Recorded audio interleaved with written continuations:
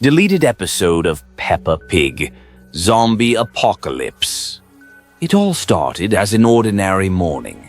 Peppa was playing carefree with George in the room when suddenly the sky outside darkened and the sun turned a toxic green.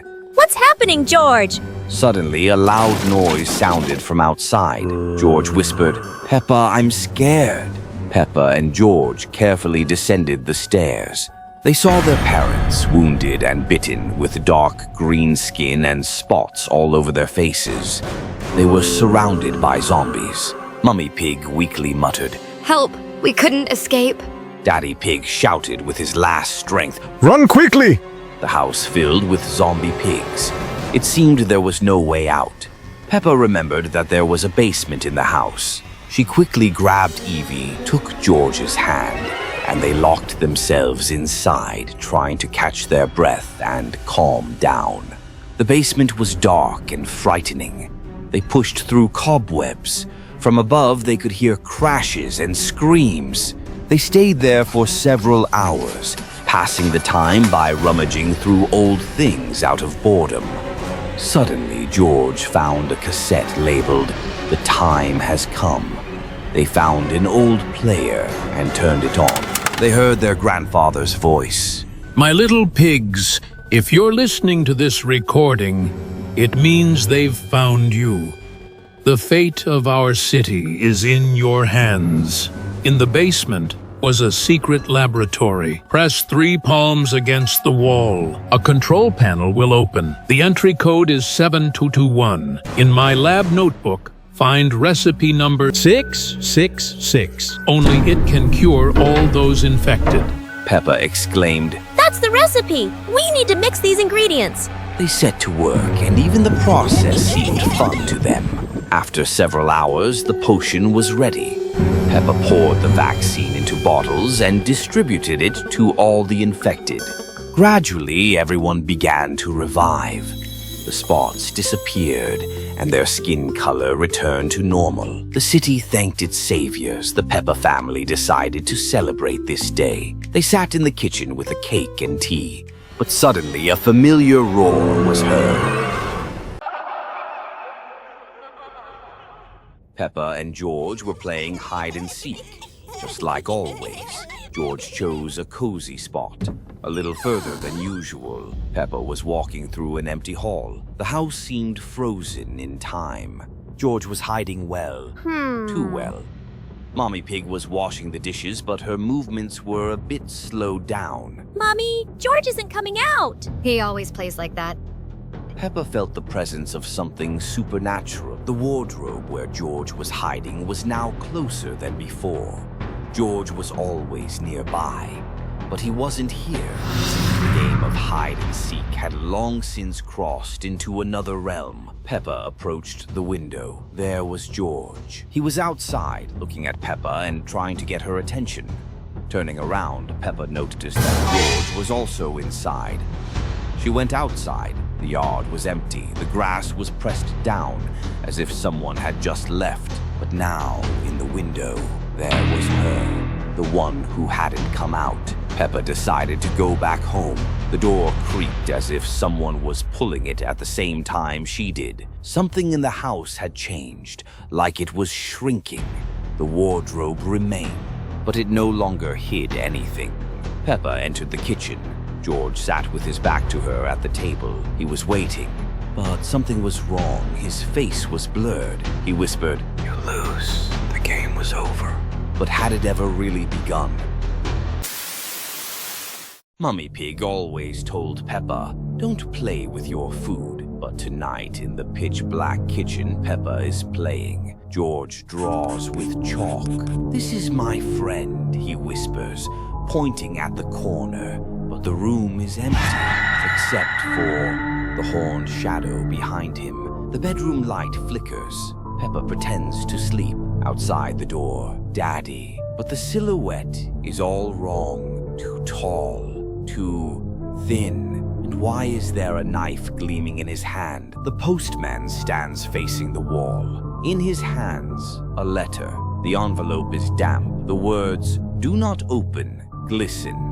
but Peppa's hoof is already reaching for it. The TV in the living room buzzes with static.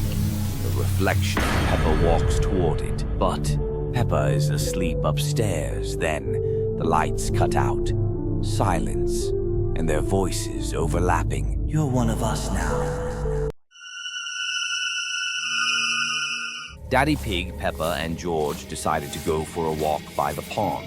When they reached the bend, the path to the pond was blocked. A sign read, "Passage closed," but nearby there was another sign pointing toward the forest. Daddy Pig noticed a fallen signpost. He picked it up and said, Probably this way.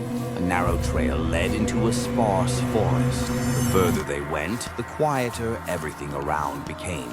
No wind, no birds, only footsteps. Suddenly, a duck appeared. Daddy Pig suggested following her as she might lead them to the pond. Peppa was wary of the duck's behavior. She seemed strange. The duck started moving chaotically, but no one except Peppa paid attention to it. It seemed like they were walking in circles. Same sign, same turn, but not the same place. George looked into a puddle and saw himself, but his reflection was going backwards. Finally, the pond, but it didn't ring with duck calls or splash like usual. It was waiting. The water was smooth, dark, unnaturally black. At first, one duck appeared, then two.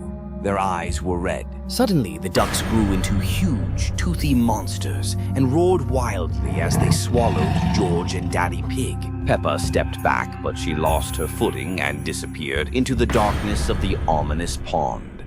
She was falling, but not downwards, through images like through cracks in glass. Something was waiting for her below.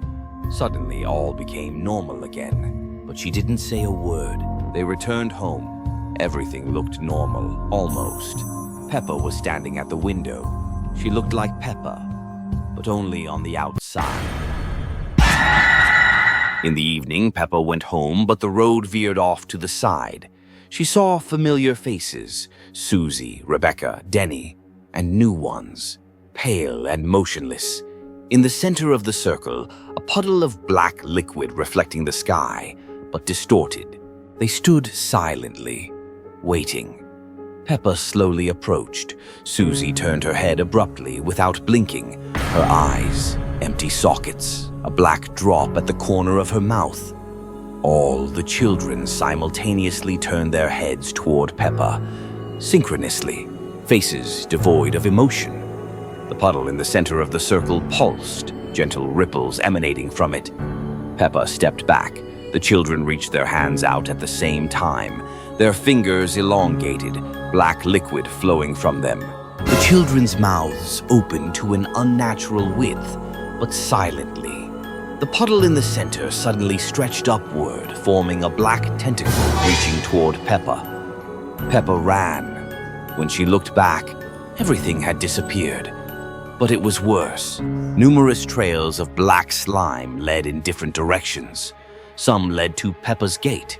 Someone left with her, or followed her. Midnight, Peppa sat on her bed, drawing a circle in her notebook. A shadow near the door began to change. It was the silhouette of one of the children from the circle. Beyond the door, the park. That very park. Children in a circle. She was among them, standing hand in hand with the others. If Peppa isn't with them, then who is in the circle? Her eyes became as empty as Susie's. She slowly smiled. Suddenly, a face, blurred, eye sockets empty, mouth twisted into a grin, black liquid dripping, darkness flooding everything. You are already standing in the circle. You just don't know it yet. Peppa and Susie decided to go to the beach. The clouds were gathering. Waves roared with gloomy thunder, and the wind howled. The girls began building sand castles. Suddenly, they noticed a dark whirlpool in the water, pulling everything around it. Suddenly, the water monster emerged from the water, sinister with shiny scales and creepy, empty eyes. "I've been waiting for you," he said. "I guard this abyss and take everyone to the bottom." This abyss has swallowed many. It takes those who are not afraid of their fears. If you want to learn its secret, you need to throw something precious to you into this abyss. Susie threw her favorite toy into the whirlpool. The water in the abyss splashed, and terrifying faces of lost souls appeared on the surface. Peppa threw her favorite ball, and at that moment, the whirlpool boiled over, swallowing her soul. You have become part of me. Now you will stay in this abyss forever. Their souls were pulled into watery silence. When they opened their eyes, they found themselves on the dark seabed. They noticed two red eyes watching them from the darkness. Suddenly, a terrifying sea duck jumped out, sharp-toothed and enormous. Peppa thought it looked familiar. The duck transformed into an even more horrifying silhouette that chased them across the seabed. The girls tried to swim faster, but their strength was fading. Suddenly, they spotted a small cave and quickly hid inside. The duck swam past. They caught their breath, but then light appeared behind them again. This time, two green eyes. With a wild scream, they jumped out of the cave. Behind them emerged a huge sea dragon with sharp teeth, long whiskers, and enormous claws. It wrapped its tentacles around them and dragged them into its cave. No one ever saw them again.